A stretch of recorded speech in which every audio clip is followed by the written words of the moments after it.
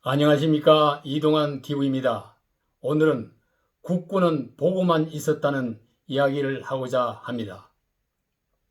북한군이 9월 22일 소연평도 해상에서 실종된 해양수산부 공무원을 살해하고 시신을 불태웠습니다. 국방부는 이 사실을 각종 정보 자산을 통해 실시간으로 알았지만 별다른 조치를 하지 않고 있다가 24일 발표했습니다.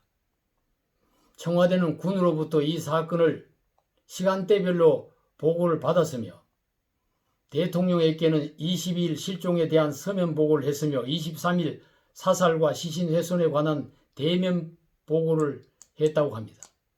국방부는 24일 늦게야 북한의 만행을 강력히 규탄하고 이에 대한 북한의 해명과 책임자 처벌을 강력히 촉구한다고 밝혔습니다. 처음 보고를 받고 사실을 확인하라고 하던 대통령도 24일 오후 5시에 대변인을 통해 어떤 이유로도 용납될 수 없으며 북한 당국은 책임있는 답변과 조치를 취해야 한다.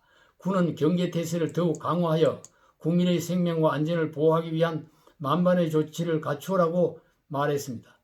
서면 보고를 받고 47시간이나 지난 후에 나온 대통령의 북의 만행에 대한 대응 발언이었습니다.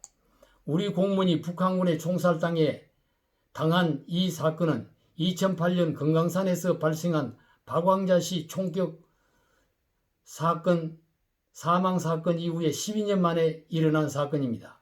더불어민주당은 해상에서 표류 중이던 비무장 상태의 민간인에게 의도적 총격을 가한 후에 시신을 불태운 북한군의 행위는 어떤 이유로도 용납될 수 없는 만행이다. 반인륜적 행위에 대한 사과와 책임자 처벌을 강력히 요구한다고 규탄을 했습니다. 국민의힘은 북한의 과거 박왕자씨 피격 사건 때나 지금이나 전혀 변한 게 없는데 문 대통령은 어제 23일에도 유엔 연설에서 종전선언을 운운했다. 북한의 야만적 행태에 분노를 느끼지 않을 수 없다며 문 정부를 비판하고 북한을 규탄했습니다. 두 자녀를 둔 47세의 해양수산부 공무원이 연평도 인근 해상에서 북한군에 의해 총살되고 기름을 부어 불태웠다는 소식이 전해지자 시민들은 경악과 분노를 금치 못하고 있습니다. 포털 사이트에는 네티즌들의 기사와 댓글이 차고 넘치고 있습니다. 다시 이런 꼴을 보지 않으려면 반드시 보복해야 한다. 우리 국군은 왜 우리 국민이 살해되는 것을 보고만 있었느냐. 문 대통령은 코로나 때도 짜파구리 파티하더니 이번에는 공연을 보고 있었다. 실정 보고받고 47시간 동안 무엇을 했는지 밝혀라. 우리 국민이 총살당하고 불에 타서 죽었는데 종전선언 연설을 하는가? 라는 등의 분노가 계속 폭발되었습니다. 부유물에 의해 표류하는 민간인을 살해하고 불태운 북한군의 만행을 사과와 보상을 할 때까지 규탄해야 합니다. 우리 국군이 실종된 사실과 총격을 가하고 불태우는 것을 알고도 속수무책 대응 조치를 하지 않는 것에 대해 엄중 문책을 해야 합니다. 국군 통수권자인 대통령과 청와대 안보실 라인이 공무원의 실종과 살해에 관한 서면 및 대면 보고를 받고도 즉각 대응 조치를 내리지 않는 연유를 규명해야 합니다.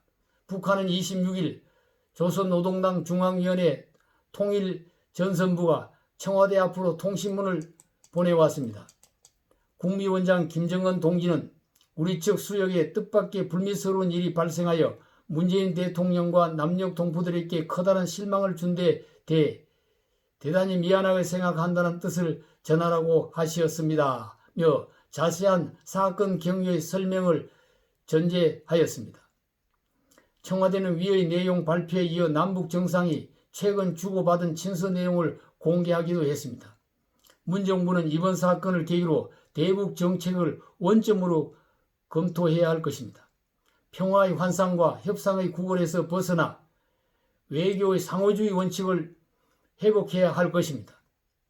국력을 먼저 바탕으로 한 연후에 합리적 대북 정책을 추진해야 한다는 대원칙을 다시 정립하고 출발해야 할 것입니다. 감사합니다.